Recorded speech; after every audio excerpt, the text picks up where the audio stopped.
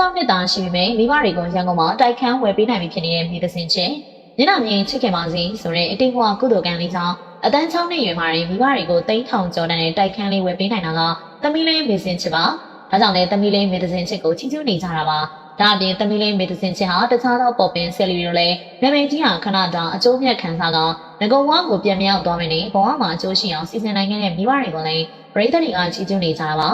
မေတ္တစင်ချစ်ဆိုတာကတော့မနစ်ကဆုံးကအကြောင်းပြချိန်မှာကျောင်းမတက်ချင်လို့ချစ်စပွဲဟန်ပန်မွေရလေးတွေနဲ့ဆရာဖြစ်သူတွေကိုမွေရမရများပြရင်နဲ့မြန်မာနိုင်ငံလုံးရဲ့အချစ်တွေကိုတင်ပိုင်ထားတဲ့ကလေးငယ်လေးဖြစ်ပါတယ်မေစင်ချစ်ရဲ့ဟန်ပန်မွေရလေးကြောင့်လည်းကြောင်ညာရင်းများစွာလက်ခံရိုက်ကူးရပြီးတော့ပရိသတ်တွေကလည်းမေစင်ချစ်လေးရဲ့ကြောင်ညာတွေကိုကြည့်မှဖြစ်နေကြတာပါခုချိန်မှာတော့ရေခဲတို့တဲ့ကိုရှိုင်းစော်နဲ့ဖတီမာကရေမန်းစားနာမည်ကြီးနေတယ်လို့မနေ့က Facebook ပေါ်မှာတော့အကြောင်းတက်ချင်လို့ကြီးကြနေကြရကြတဲ့သမီးလေးမေစင်ချစ်ရဲ့အကြောင်းတွေလည်းလူပြောများနေကြတာပါထို့ပြင်တော့မေစင်ချစ်လေးဟာအလူလောက်ခါရန်ကုန်လာတဲ့အထိကိုပြောမဆုံးအောင်တောသုံးတောင်ဖြစ်နေခဲ့တာပါဒါရင်းတော့လည်းနွမ်းမတဲ့မိသားစုတွေကနေကြီးပြင်းလာတဲ့သမီးလေးမေစင်ချစ်လေးရဲ့ဘဝပြောင်းလဲသွားနေတာပါ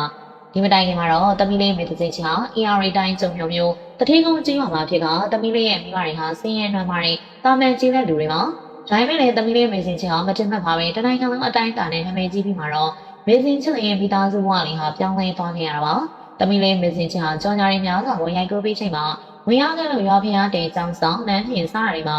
အလုံကြီးပေးနိုင်ခဲ့လို့မိဘတွေကလည်းပြေပြေမန်းအလုံးလုံးဆရာမလို့တော့ပဲတထောင်တထောင်နေနေခဲ့ရတာပါ။ဆိုရင်သမီးလေးမေစင်ချစ်တို့မိသားစုဟာရန်ကုန်ကိုပြောင်းရွှေ့နေဖို့ဆုံးဖြတ်ခဲ့လို့သိရပါတယ်။ဒါကလည်းသမီးလေးမေစင်ချစ်ရဲ့အတူအမားဖြစ်သူနဲ့ညီမဖြစ်သူကိုပညာရေးအခြေအနေကြောင့်ရန်ကုန်မြို့ကိုပြောင်းရွှေ့ဖို့ဆုံးဖြတ်ခဲ့တာဖြစ်တယ်လို့လည်းသိရပါတယ်။ဆိုရင်သမီးလေးမေစင်ချစ်ဟာရန်ကုန်မြို့မှာတိမ်ပေါင်းထောင်ကျော်တဲ့တိုက်ခန်းတစ်ခန်းကိုဝယ်လိုက်တာဖြစ်ကြောင်းလည်းသိရပါတယ်။ပရိသတ်တွေကတော့အသက်ငယ်ရွယ်နဲ့မိဘကျေးဇူးကိုဆက်ခွင့်ရခဲ့တဲ့သမီးလေးမေစင်ချစ်ရဲ့ပါရမီကိုချီးကျူးနေကြတာပါ။တကယ်ဆိုရင်ခုနောက်ပိုင်းမှာသမီးလေးမေစင်ချစ်ကိုအားပေးသူပရိသတ်နေပါလာပါတယ်။ဒီလိုဖြစ်ရတဲ့ဒီကအကြောင်းကတော့မကြာခင်ကပြီးသွားတဲ့ Miss Grand International ပြိုင်ပွဲမှာရှင်ပြိုင်ခဲ့တဲ့အနောက်နယ်သဲဆွေးနွေးကြပါ